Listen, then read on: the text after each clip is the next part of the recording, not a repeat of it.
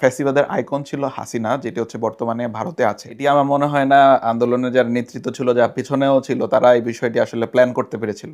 এটা আকস্মিকভাবেই আল্লাহর তরফ থেকে হয়েছে।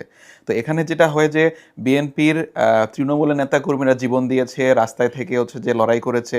এখন মেইনস্ট্রিমের নেতারা এখানে কতটুকু আন্দোলনে সক্রিয়ভাবে অংশগ্রহণ করেছে, আপনি যে কথাটাই বললেন, পেছন থেকে গাইড করা, এভাবে প্ল্যান সাজানো, সেই বিষয়টি মনে হয় না উপস্থিত ছিল, তা বলেই এই অবস্থা হয়েছে। এবং গণঅভ্যুত্থানের পরে যেটি দেখা গেল যে বিভিন্নভাবে একটি জাতীয় সরকার গঠন করার কথা বলা হচ্ছিল, সে জায়গায় বিএনপি অপারগতা প্রকাশ করে।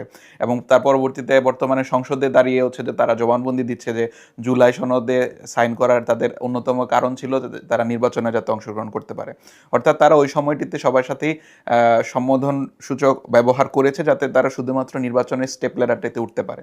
এবং যখন নির্বাচনটিতে উঠলো এবং বিভিন্নভাবে তারা হচ্ছে সংখ্যাগরিষ্ঠতা পেল, এখন আর তাদের পেছনে ফিরে তাকানোর প্রয়োজন নেই, কারণ তারা এখন অ্যাবসুলেট ক্ষমতার অধিকারী।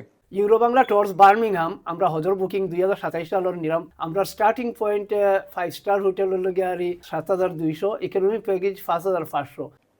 যেটি হয়ে যাচ্ছে যে আমাদের বাংলাদেশের রাজনৈতিক কালচার যেটি এখনো পরিবর্তন হয়নি, যে কেউ অ্যাবসোলিউট ক্ষমতার অধিকারী হলে যে জনগণের চাওয়া পাওয়া যে জায়গাটিতে রয়েছে, যে যে ঘটনাক্রমে তারা ওই জায়গাটিতে পৌঁছালো, সেইগুলো তার আর মনে থাকে না, সে তখন সেগুলোকে ডিনাই করে বসে। যে জায়গা থেকে বিএনপির বর্তমান এই পরিস্থিতি, তারা এখন জুলাইকে বিভিন্নভাবে হচ্ছে যে তুচ্ছতাচ্ছিল্য করার চেষ্টা করছে, তাদের নেতাকর্মীদের দিকে তাকানো অথবা বিভিন্ন ধরনের সোশ্যাল ফিল্ড লেভেলে তাদের প্রচারণার দিকে তাকান।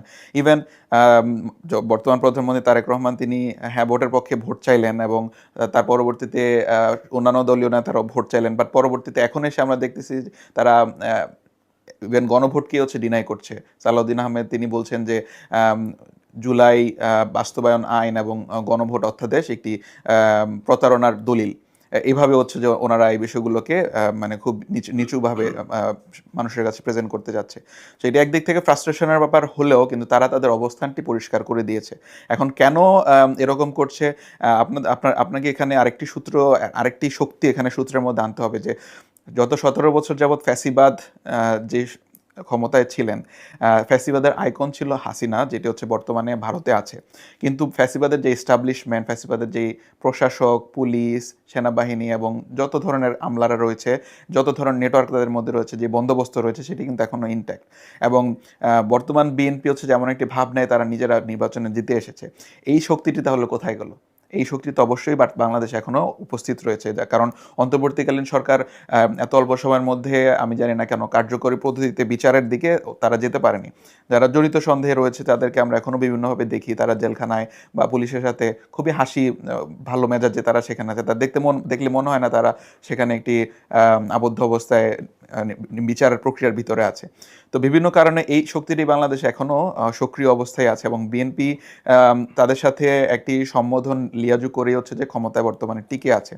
তো বিভিন্ন কারণে বিএনপি হচ্ছে যে চাচ্ছে যেভাবে তারা ক্ষমতায় আসে সেটিকে মানুষকে ভুলিয়ে দিতে, যে কারণে জুলাইকে তারা অস্বীকার করছে, জুলাই সনদকে অস্বীকার করছে, জুলাই সনদ বাস্তবায়ন প্রক্রিয়াকে অস্বীকার করছে, কিন্তু আবার বলছে যে আমরা জুলাই সনদকে প্রতিটি অক্ষরে ধারণ করি।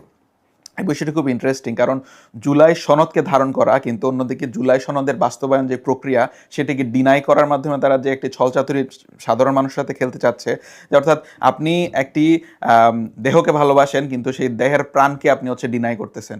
তার মানে কি আপনি ওই দেহটাকে আপনি মমি করে জাদু করে রেখে দিচ্ছেন, সেটি কোনো কার্যকর হচ্ছে না। তো তারা তাদের মতন করে তাদের দলীয় স্বার্থকে বিবেচনায় রেখে তারা বর্তমানে চাইছে যে নিজেদের আরও এস্টাবলিশ করতে, যেটা আসলে আমার মনে হয় পরবর্তীতে বুমেরাং হবে।